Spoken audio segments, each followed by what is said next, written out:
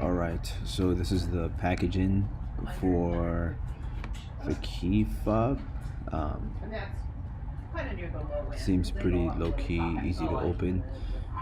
So I opened it. It looks like an engagement ring box, actually pretty cool. So pulled it out, kind of tough a little bit to get out, but it just kind of comes out and it works out pretty well. The box includes the Key Fob and 2 batteries, which I was told that the fob lasts for 5 years, so I'm guessing 2 batteries should give me 10 years of battery life. I was able to kind of pry open the key fob with my hands without needing an accessory, which probably took me a little bit more time than it should have, but boom.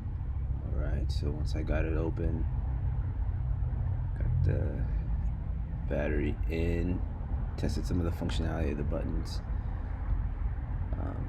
After testing it for a couple of days, it's actually a pretty good range. I think it's rated to work up to 150 meters, which is awesome, right? So that's 3.28 feet times 150 meters. So rough math in public, it's about